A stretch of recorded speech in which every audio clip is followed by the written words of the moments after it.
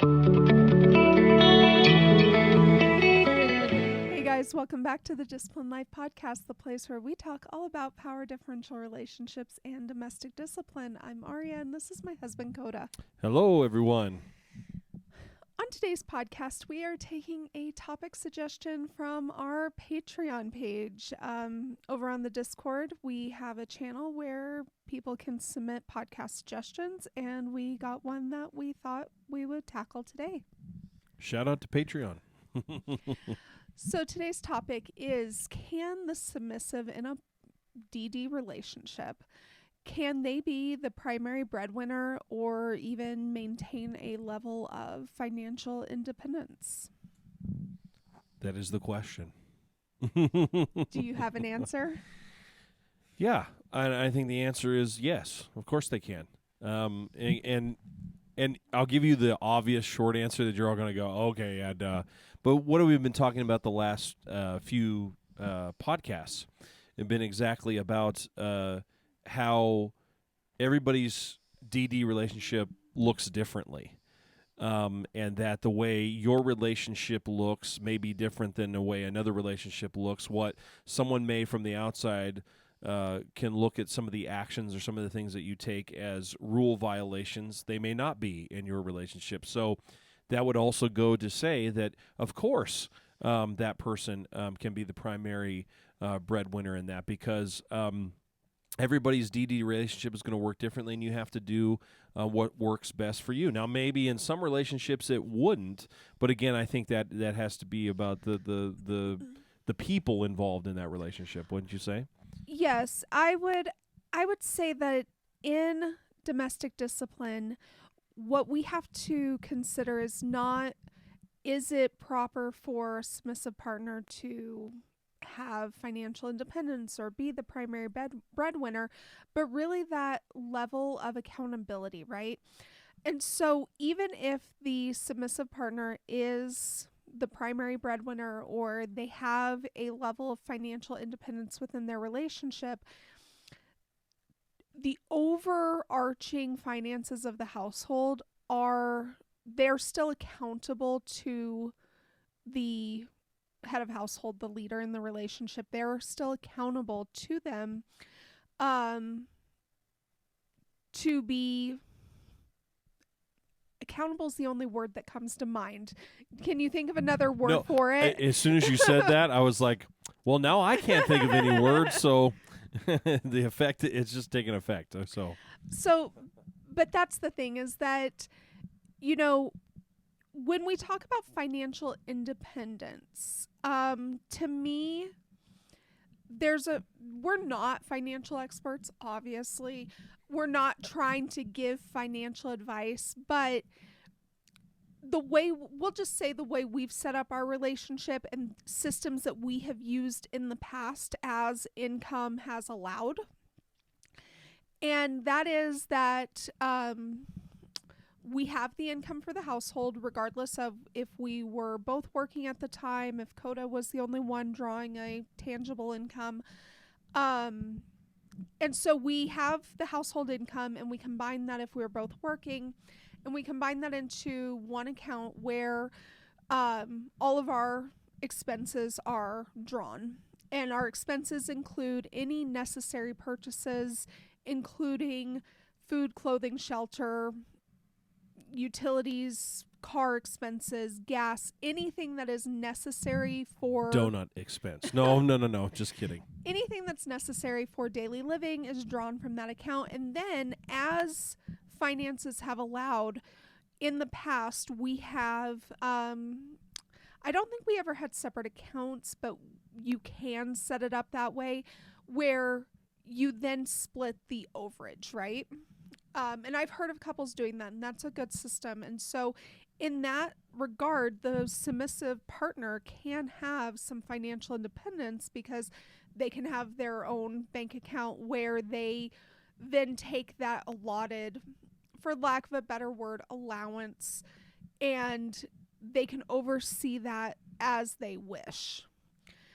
I don't think that being the primary breadwinner means that you're the primary decision maker for the household finances.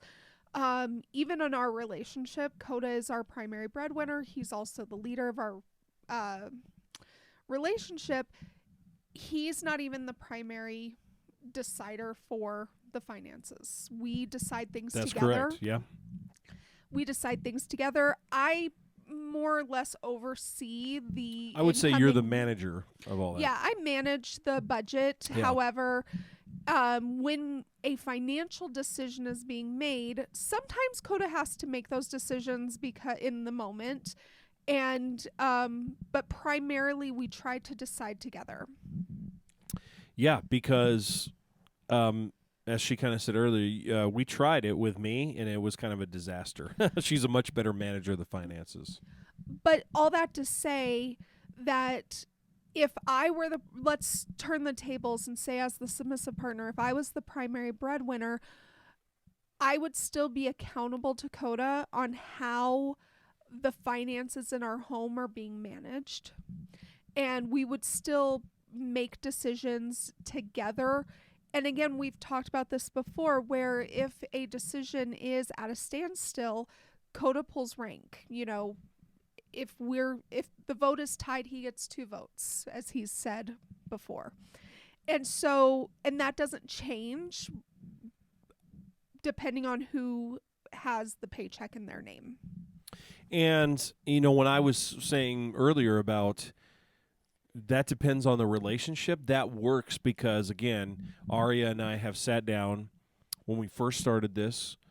We discussed why we wanted our relationship to go in this direction, what was needed, but also this always goes back to, remember what we've said about consent. And Aria consented. It was something that she asked for. It was something that I agreed to. Everything that we talked about, the rules, everything, this is all stuff that is mutually agreed upon. So regardless of who's in charge of the finances, who's the primary breadwinner, all of those things still apply, regardless of who is doing what and who's bringing home what. Now, when I said earlier that may not work for a relationship, what I meant by that is that you have to, obviously we're not in your relationship, so you know that person better than we do. Sometimes, not all the time, depending on who is bringing home the paycheck, for lack of a better term, sometimes, not all the time, there can be a little bit of discomfort, uneasiness, anxiety, whatever you want to say about, well, that person's bringing home the finances, therefore I don't feel comfortable potentially being that more dominant person in the relationship because they're doing that. There's some trepidatiousness in that. But that's something that, again, you want to discuss in your relationship. You only know each other the best between you two. And so that's something that if you think that potentially is happening or could happen, sit down and talk about that and try to work out those potential insecurities, or not even insecurities, the worries that you might have if you go down this road because of that. What I was going to say, that's why I honestly do suggest putting all of your finances into a joint account and then separating the overage. And when your finances are in that joint account, look at all of your financial goals as something you're tackling as a team.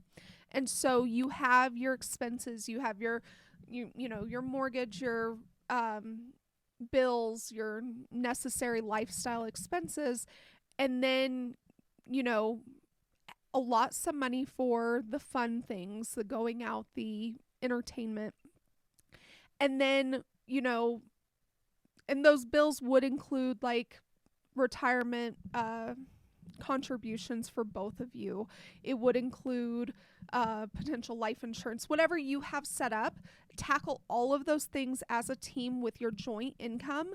And then whatever is left over, decide, are you going to put a certain amount into your household savings, and then you're going to allot a certain amount for each person within the relationship to have kind of a amount of money that they're not necessarily accountable for. So if, somebody wants to go buy a new handbag, they can. That is definitely what I want.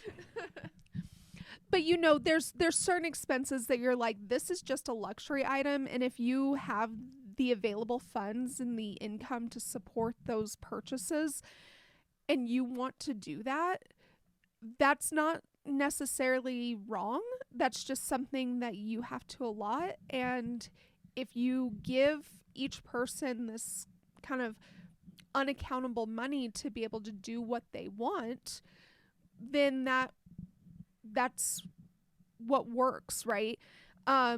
For instance, I know a lot of men don't do large purchases like a designer handbag, but they might enjoy going out to lunch rather than packing a lunch. Well, that can be something that they use that unaccountable money for. But when you're thinking about your large financial goals and your future planning, tackle those as a team. And it doesn't matter who's making what in that scenario. You put it all together and you tackle those goals as a team.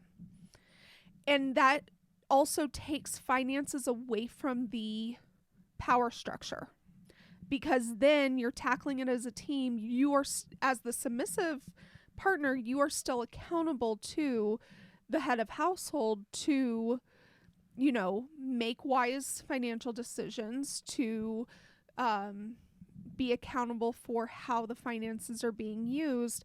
And the head of household can kind of take ownership of overseeing that area, where perhaps there may have been some trepidation because he feels like, if he's not making the majority of the income, he may not feel as empowered to lead in that area. But if you say, hey, this is all going together in one spot, and then it becomes community property, for lack of a better term, and now you get to lead this just like you lead any other area of our household.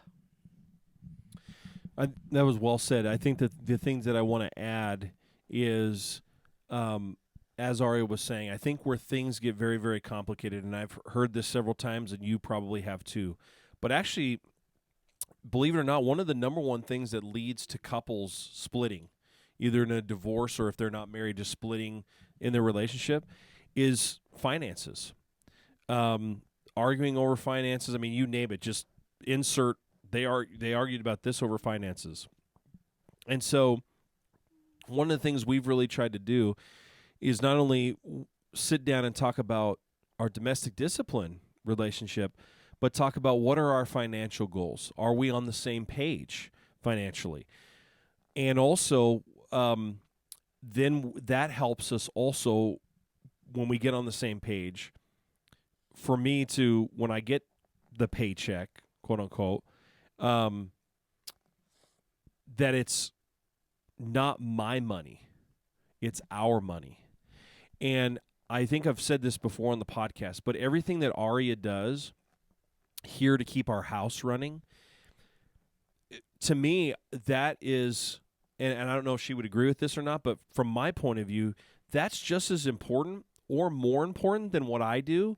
And so the way I look at it is not that, well, she's at home all day, I'm the one that's out there earning the money and everything else. No, I know she is doing another part that I don't have time to do, that I need to get done so that our household continues to move forward and flourish, and it looks nice and all of those different things. That is really important to me, and so that's why I look at it as our money, because I feel like we both have earned this together. Well, and I think that you make a really good point there, that one of the problems with separating out your money and my money and all of this stuff is when you feel like you are entitled to ownership over something that is an earned asset.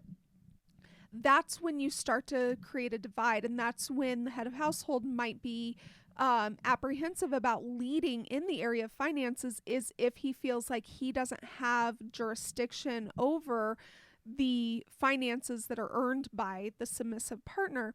And honestly, like, that's why I say put it communally and put it together so that you don't have that concept of your money and my money. Because really, when you are married, when you are in a committed relationship, whether you're married or not, when you're in a committed relationship and you're living together and you've built a life together,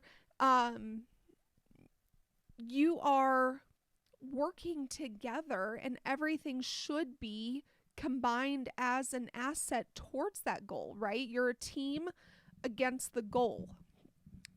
You're not competing with each other. I heard just this week, I like to listen to YouTube videos that are. You like to watch YouTube? I do. And I watch a lot of like Reddit reactions, and there was a story about a husband and wife, and she had made some financial decisions very early in her life that she was able to retire very early, like in her mid 30s. But he wasn't. Wish I could have done that. But he wasn't. And so instead of saying, okay, I'll work an extra 10 years so we can retire together, she was like, this is my income and my assets and my retirement, and I'm going to go ahead and retire. And they weren't working together. And their relationship wasn't great anyway, because going further in the story, he was cheating on her, and there was a whole lot of other stuff. But that Dang. just Shots fired. But when we're in a committed relationship, and if we have domestic discipline, we're in this relationship where there's a deep trust, a deep connection, there really shouldn't be this division of assets where you have an entitlement or an ownership over something that is a household asset. And when you create it, the mentality that it's a household asset, it's a community asset, between you and your partner, then the head of household, regardless of who earns that income, is empowered to lead in that area. And like I said, that's not to say that a submissive partner shouldn't have any financial independence. You can definitely have those separate accounts where it's like, okay, I'm going to allocate a certain amount of money every paycheck or every month that we each get to have, that's just ours, that we then don't have to be accountable for. And do that as finances allow. Sometimes that's easier and sometimes that's harder, depending on income and expenses. This is true. But honestly, the reason I can have confidence being a stay-at-home wife at this point is because I know that Coda does not hold ownership or entitlement over the income that he makes, because he does value what I do, and he looks at his income as a asset of our household, and therefore it is an asset that is shared with me as a member of his household. Yeah, and kind of going off that YouTube video that you were just talking about, because of that, if somehow I got in a position, which that's definitely not happening right now, but I got in a position to retire early, I would make sure that would involve, even though she's home right now and doing all the home stuff, and that would continue to a certain extent, that we definitely have us both not working for me to retire, kind of thing. And so that's why I'm saying it's so important with this, especially when you're talking about finances and money. Because as I just mentioned, that can rip your relationship apart if you're not careful. To treat it just as delicate and with the utmost respect and care, as you would when you were setting up the rules and when you agreed to do a domestic discipline relationship. Take that much care. And again, we talked about, we sat down, and we still do, when we feel like maybe things are a little off. We sit down, and we just did this recently. We sat down and said, okay, there's some things, and you all have gone through this because of the way the economy's been and inflation, all these kind of things. We sat down and said, okay, there's some things that have happened. They're not our fault necessarily. So what do we want to do with our current financial situation in order to get things back on track? so that we don't have to struggle in certain areas. And we sat down, we talked about that, and it's good, just like you would do a normal maintenance spanking, to sit down and have that time where you're like, okay, let's look at our finances again and figure out how we get this thing back on track. How do we continue to move towards the goal that we want to get to? Because I know you all went through that. I mean, we just kept opening. It seemed like bill after bill, and we're like, that went up, and that decided to go up too, and that went up.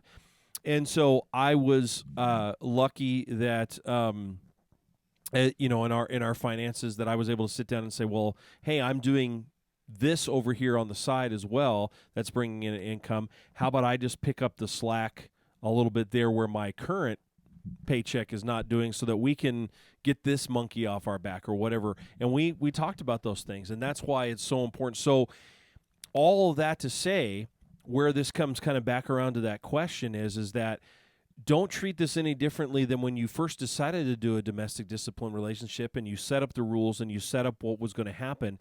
Just try to talk it out and say, okay, I know you're the primary breadwinner, but we've agreed to enter into this relationship, but here are some of the concerns I have because maybe you're the primary breadwinner that we could potentially go into. Maybe not, but at least address those and say, here's where I could see us maybe drifting a little bit if we're not careful. Let's get all of that out in the open. Let's work all of that out before we press go and head down that direction. It sounds like you have something to add to that. So I was just going to say, I think that sometimes the apprehension to relinquish control in this area, especially as a submissive partner, is typically a relationship is made up of two people, the one who likes to spend and the one who likes to save. Unless you're both of us that both like to spend. No. And if your dominant partner is the spender in the relationship and you're the primary breadwinner as the submissive, it can be very difficult to feel confident in relinquishing control in that area.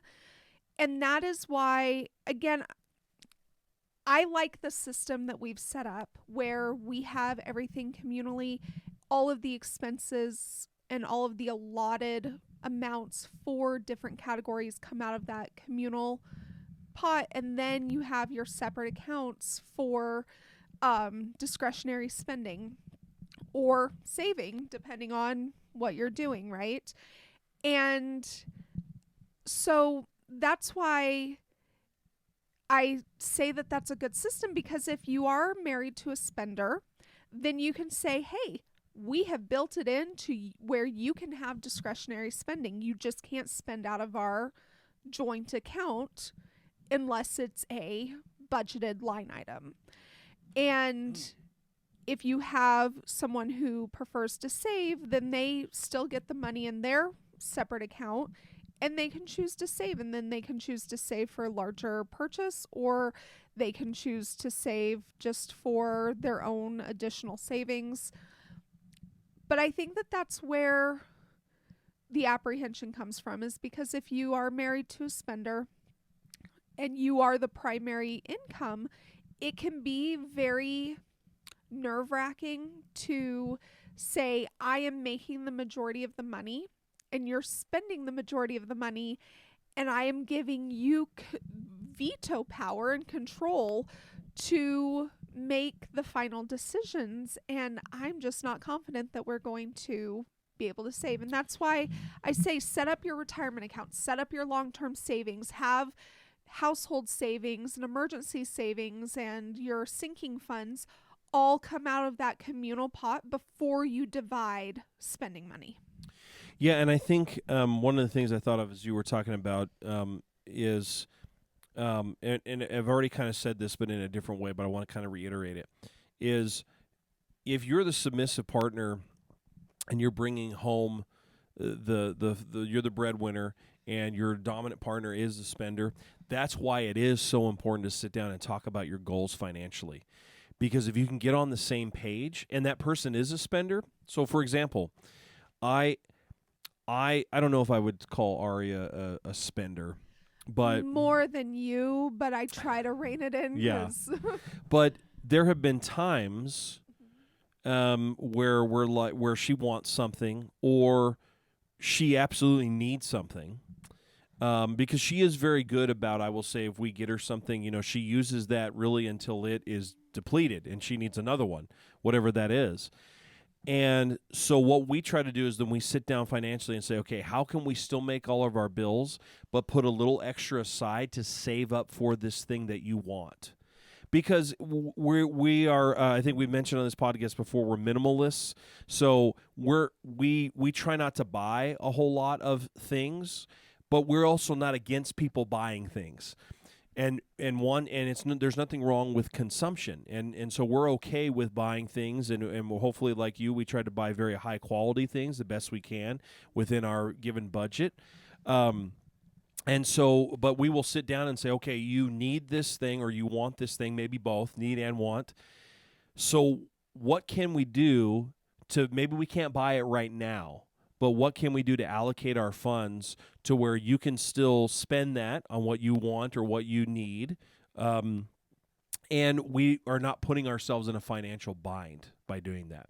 And again, that's a conversation that you need to sit down and have, just like when you sit down and you negotiate rules and you talk about your goals in domestic discipline. I believe, I've always believed when we've talked to you guys about how rules are set up in a domestic discipline relationship and how you talk and you negotiate these things, those are principles that you can expand over any part of life. Everything needs to be a conversation. Everything needs to be a very detailed conversation and working out the details in order for things to be successful. I don't care what that is in life. I'm not going to go into detail here, but Ari will tell you there's a bunch of things I'm frustrated with in my life right now because people won't actually sit down and work out the details of what is supposed to happen. And instead of doing that, they just make excuses. And that's when things start to get uncomfortable and frustrating, and you have relationships get fractured that way. Absolutely. Now, I will say that, is it easier to maintain a submissive mindset and allow your head of household to lead in the area of finances when you are not the primary breadwinner? It is. It's easier to maintain that headspace, but it's not impossible to maintain a submissive headspace while working, while drawing an income and being the primary income earner. It's just something you have to work at. And so it's something that has to become more intentional, where there are certain areas and certain aspects where submission comes easy. And if you are the primary income earner, you may not want to submit in the area of finances. It may not come very easy to you to submit in the area of finances. It may be very difficult for you to say to your dominant partner, like, you get to make the decisions here and I will respect those decisions and obey those decisions, when you feel a sense of ownership over the assets. And so you just have to work really hard at relinquishing that ownership over the assets and allowing them to lead and giving yourself permission to follow that leadership and coming under that control. Think of it again a little bit, not totally, because we are talking about relationships versus a business. But think of it a little bit in a business. If you were an accountant for a business, you're not necessarily in charge of where that money gets spent. The bosses and other employees are going to spend that money. Now, granted, you have budgets and you have all of those kind of things. I mean, I work at a job where I'm given a certain amount of money in a budget, and if I go over that or I get close, they're telling me, hey, you've almost spent all of your budget. Be careful. But they have to relinquish as the business people, even though they're in charge of the finances and they're bringing in the receipts and all those kind of things, they have to relinquish a certain amount of control to the employees to say, hey, we trust you that you're going to spend this money wisely, that you're going to use this money and its assets in a very responsible way. I don't think it's any different necessarily in this scenario. Just a little bit. Again, we're comparing a little bit of apples and oranges here, but if you think of it in those terms, it may be a little easier to submit because you're going, okay, I'm bringing home the finances, I'm bringing home that, but this is a little bit like the business where the employees get to spend a little bit of that money to help in the business. And another correlation with that scenario you just put out is the head of household relinquishes some spending power and some control to the submissive partner because if you have your separate spending accounts, that's money that then becomes yours, right? And you get to do with it as you wish. Also, even if you are working, most women will do the lifestyle spending for the household, meaning the groceries, Clothing. Clothing, kids' expenses, anything kind of like, especially if you have kids, right? anything like day-to-day lifestyle expenses. Most women will do that regardless of their employment status. And so if you are in a setup where the head of household is the husband and the submissive partner is the wife, he's relinquishing some control of those budget areas to the submissive partner. And so that relinquishing control and relinquishing ownership of the finances kind of goes both ways. Yeah. The difference is that I am accountable to Coda for how I manage our budget. So if I need to, and I do this often, where we have a few line items of lifestyle expenses, and if I need more in one area, I'll pull from another area, and I'll just tell him, like, look, I pulled $50 from our grocery budget and put it into clothing because our kid grew. How dare she grow is what I used to say. No, I don't. And so I will do that kind of thing often, but I just let him know, and I know that I'm accountable to him. And for the most part, he doesn't care as long as we have what we need and we don't go over the total budget for the line items. Yeah, and again, but this is something we talk a lot about, and we talk about our goals, and we talk about, that's why I said with the way inflation has gone and things have gone up, we've had to kind of relook at the budget and say, okay, how can we still accomplish our goal with maybe a little bit less? Or like I said, I was very lucky that I'm able to kind of have a side gig, if you will, a little bit that's bringing in a little bit more income that we can then go, oh, thank goodness we have a little bit of breathing room, and we're going to put that towards here. But again, there's a lot of conversations that go on, and remember that you and your partner each complement each other. One thing I love about Ari and I's relationship is she is very strong in areas where I am weak, and I'm strong in areas where she is weak. And we figured out a long time ago I'm just bad with the finances, not because I necessarily couldn't do the math portion, although that's a little hard for me because she can get within like pennies. But I also had a hard time with telling her, like, no, we can't buy this because of this, because I wanted her to be pleased. And so we just realized, no, if she's running it, then she actually sees what we have. And then it's not that she would just go out and go on a spending spree, but she'll kind of go, oh, okay, I really can't do X. We have to save for that because I do the money and I see what we have, and we can't do that. And I think we're gonna go ahead and wrap this up a little. Yeah, early, we're getting that's okay. We're getting but towards the end here. I just wanted to say, like, there was a point in our relationship where I was the primary breadwinner. That's true. I forgot about this. I don't know how I forgot about this. It was early on in our relationship. Coda was in his undergrad work, and I made up about 60 to 70% of our income. Yeah, you did. Yes, you did. But I never held it over his head. We were much younger, so we were not in a DD relationship No. at that point. Nope, we were not. And so we were much younger. We were kind of trying to get our bearings as a married couple and kind of figure out life. But I never held it over his head. We never separated out our income. I never held it against him when he needed something or when we needed to buy something for that would benefit him alone, right?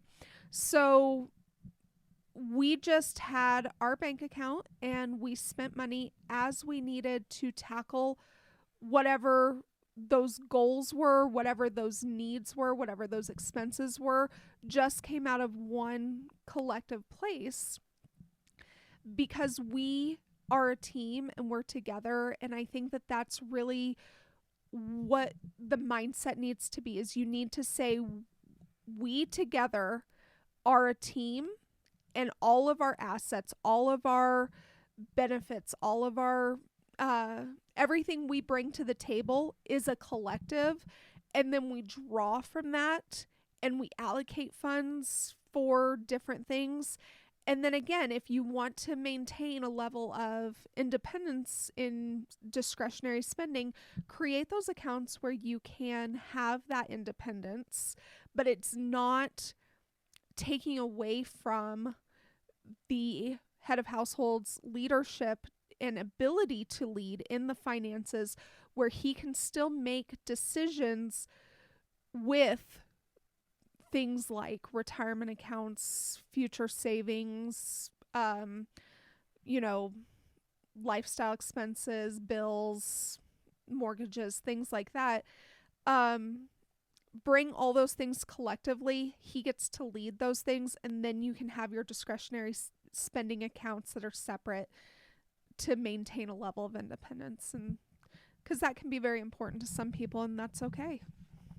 Yeah, and I think the way I'm going to wrap this portion up for me is what you said. You remember the team, and on a team, if at any point just one person is all it takes on that team to start thinking about themselves and being selfish, then the whole team fails.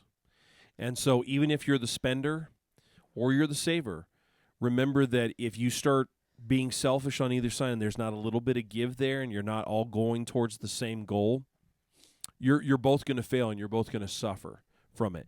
And the whole point of a DD relationship in the end, though, too, is regardless of who is the dominant, who is the submissive, it is a partnership. And if your submissive is failing, you're going to feel the effects of that. Anytime Arya is not, is potentially failing in an area that she wants to succeed in, I feel it. I do, because I realize I'm failing her as the leader of our home. And I think it's felt the same way. If you feel like I'm just not doing what I need to do, or maybe I'm not living up to what I said I was going to do, you start to feel the effects of that. And so that happens again in every aspect of your relationship. So if you treat it that way, if you treat it with the same care and understanding as you did when you got into the domestic discipline relationship and you established rules and you established how things were going to go, and you take that same approach with your finances, I think it's going to be great. And if all else fails, just try to find a financial system that works for you, because there are so many out there. If all else fails, take the money and throw it in your mattress. All right, guys. If you want to become a member of our Patreon, you can see this podcast in its video form as well as get some other perks. The link to our Patreon is down below. And we'll see the patrons in the post show. So if you want to see the post show as well, become a Patreon supporter. Bye, guys.